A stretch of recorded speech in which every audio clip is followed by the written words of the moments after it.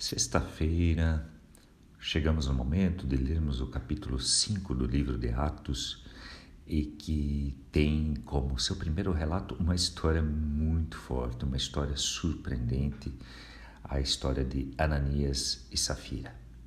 Para isso nós temos que entender novamente o final do capítulo 4, em que é mencionado que as pessoas tinham tudo em comum, que não havia necessidades porque partilhavam terras, casas e traziam os valores correspondentes. É nos apresentado um exemplo positivo antes do exemplo negativo, o exemplo de Barnabé, que tendo um campo, ele o vende e traz todo aquele dinheiro, colocando diante dos apóstolos que administravam isso e dividiam de acordo com as necessidades.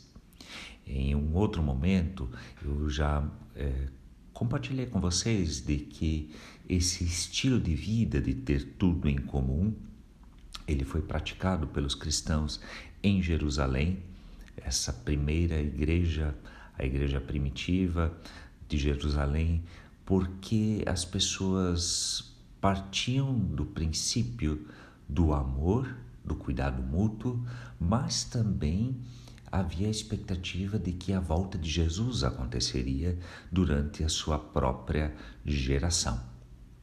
Dito isto, vamos para o exemplo negativo de Ananias e Safira. Ananias e Safira, eles também vendem o que eles possuem, a sua propriedade, só que eles entram num acordo entre o casal de que iriam reter parte do valor, trazê-lo diante o que querem entregar diante dos apóstolos e fazer de conta de que aquilo é tudo. O texto bíblico nos traz o fim trágico desse casal, em que quando eles afirmam essa e dissimulam essa situação diante dos apóstolos, a vida lhes é tirada imediatamente por causa da mentira, por causa dessa forma desonesta de se viver em meio à igreja de fé. Você já parou para pensar se Deus agisse assim com todas as nossas mentiras, com toda hipocrisia, com todo estilo de vida que não condiz com a verdade?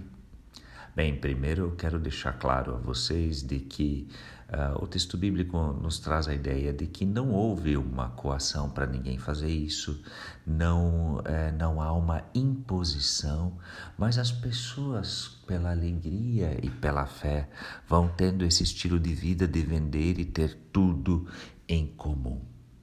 Nós percebemos aqui um casal que tenta aparentar algo que no seu coração não é. Traz uma oferta que é externa, mas não de coração. Os relatos de Atos, eles são bastante fortes porque eles marcam o início da história da igreja e marcam também como Deus leva a sério a nossa ética, o nosso jeito de viver. Honestidade, uma vida sem hipocrisia, mas aonde atitudes condizem com aquilo que está no nosso coração. Portanto, nesse capítulo, revela-se que é algo muito importante para Deus. E nós, como temos lidado com o nosso ofertar, com o nosso contribuir? Sabe, a Bíblia no Novo Testamento não impõe valores. De forma alguma também quer que façamos as coisas por pressão ou seguindo o exemplo dos demais ou nos sentindo coagidos nesse seguir o exemplo. Eu posso seguir de forma positiva porque fui motivado, mas não posso ser coagido ou dar a impressão de que vem de coração e não vem. Ou seja, esse texto também não quer ser para nós um anúncio de que qualquer mentira será castigada desta forma, mas é um relato que quer nos mostrar como Deus leva a sério uma vida marcada pela verdade. Por isso, a reflexão vai muito além do ofertar. Por outro lado, gostaria de concluir deixando com você o versículo de 2 Coríntios, capítulo 9, que fala especificamente do ofertar, onde o apóstolo Paulo cita: cada um contribua como está no seu coração, não com tristeza ou necessidade e pressão, porque Deus ama quem oferta com alegria.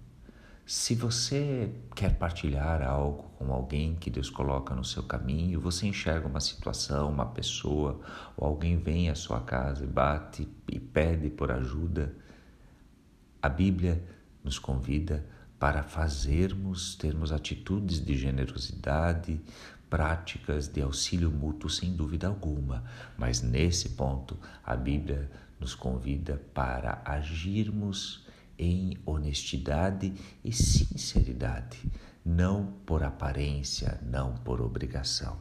Deus ama quem oferta, quem partilha com alegria. Deus abençoe o seu dia, que sua vida seja sem hipocrisia e também marcada pela sinceridade.